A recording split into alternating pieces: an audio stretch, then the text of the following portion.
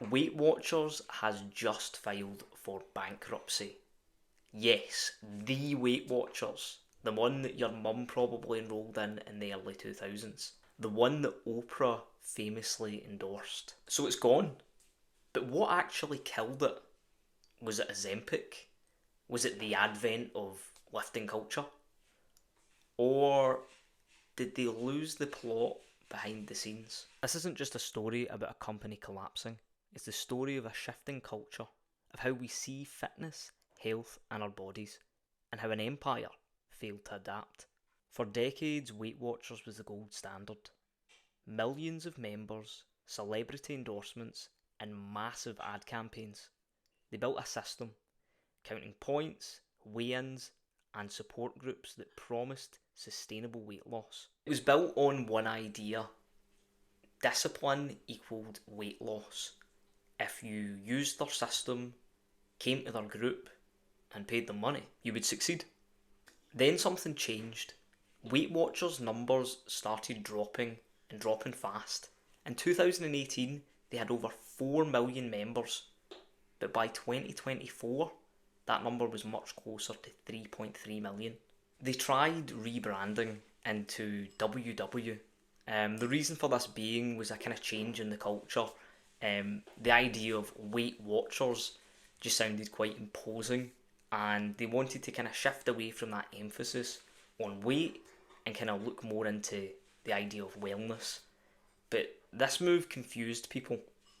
They alienated their loyal users without attracting any new ones, and their core message essentially got lost. Meanwhile, the culture shifted, lifting exploded, more people started focusing on strength, training for size, apps gave everyone calorie and macro data entirely for free, and TikTok made gym content viral and readily available. Now this takes me to one of the biggest flaws in Weight Watchers' kind of model, the system that they developed.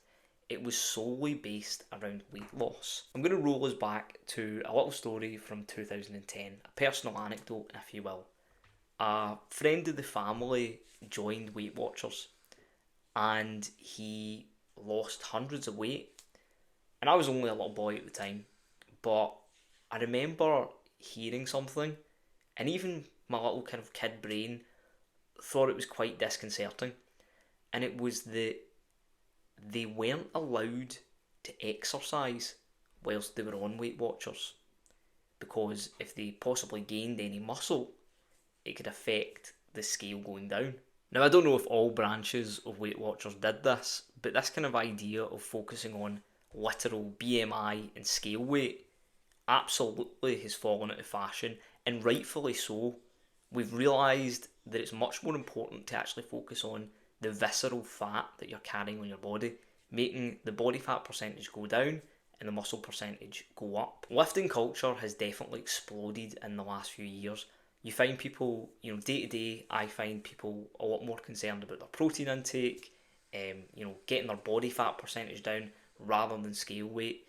People that are absolute boomers that are talking about why BMI doesn't count anymore. Weight Watchers had the opportunity to synergise with this new movement, with this new kind of advent of information, and take it on board and incorporate it into their system, or they had the option to double down. And then on top of this, the absolute knockout punch: Ozempic, Mounjaro, Wegovy, all these GLP-1 weight loss drugs. They gave people a way to lose weight without really having to think, why go to a meeting, why change your diet, why do anything to make yourself healthier when you can just take a drug.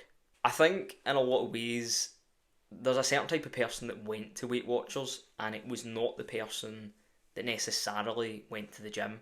I think in the last few years, maybe about 25% of that population has kind of went down the exercise route. But I think Weight Watchers kind of attracted a type of person that, wanted someone to do it for them. And when you get all these kind of easy, convenient, drop weight fast weight loss drugs coming onto the market, it's essentially the exact same target audience that they're competing for. I mean, you've already got a population that struggles and needs a lot of support to make themselves make the choices.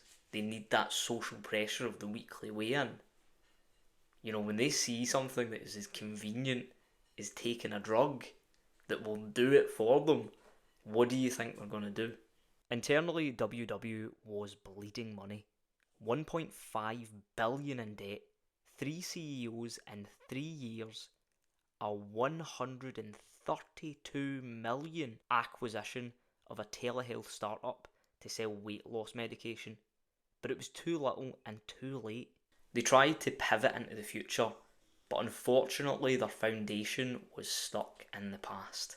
Weight Watchers' collapse isn't just business drama, it's a sign of something bigger. The old school diet culture has lost its grip. People, in some ways, are smarter, stronger, and more connected to the information than ever. But potentially there's something much darker on the horizon. The ready available weight loss drugs that are rolling onto the market. They're easy to get, they're highly convenient, and people are very incentivized to use them. But we have no idea what the long-term impact is. In fact, some of Weight Watchers' troubles may come from the consequences of the social media age, where the standards just get higher and higher, and losing weight on the scale, watching your BMI go down, may just not be enough anymore. Empires fall when they can't adapt, and Weight Watchers just didn't evolve fast enough. I think at the end of the day, trends, pills, programs, all these fads, they come and go, but there's always been this kind of universal truth, and that is looking after your body through health and fitness. Take care of yourself, eat real food, train hard in the gym, make sure that you're recovered. You know, make sure you're getting stronger, make sure you're getting faster, make sure that in some way you're seeing progress. There is going to be a number on the scale, but it going down doesn't necessarily mean that you're getting better. Consistency with healthy living is what's really going to matter. You know, I think a lot of people will take a long way for a shortcut. If you like this video, please like the video. If you've got something to say, if it resonated with you, if there's something you disagree with or didn't think I included, drop a comment down below.